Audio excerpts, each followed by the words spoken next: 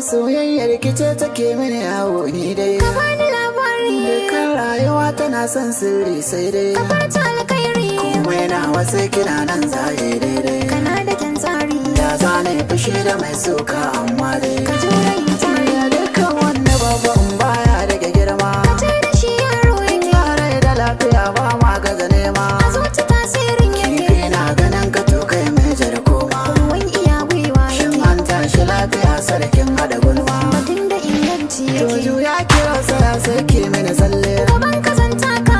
Ba ne bakwata hoki masa gwalele. Ka daina yin shakka. Dan goge gomin jiki na zan rage kyalle. Ka ja ni zan bi ka. Kauna ke zama na ba na san sa da talle. Kawai mu je harka. To yakin ka tashi bacci da da safe. Ina tunanin ka. Daure sa kai batun karki mini yarfe. Ya zani ma haka. Kauna ba ta gogowa ko da an sofe. Batun ka ba shakka. Sirrin zuciya zan bude shafefe. Ka kyala mai suka.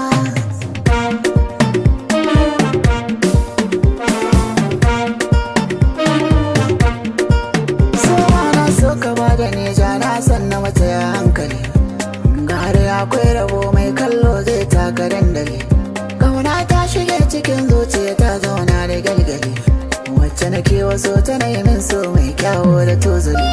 Ka san yau da gobe sai Allah dai shi ne da zamani. Na yarje a ɓangaren soyayya ni dai ka tai da ni.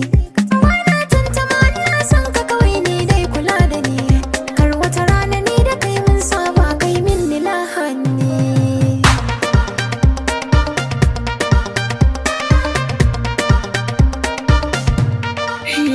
Na gane matsalar. Ni ma matsala ta ce. Na gane maganar.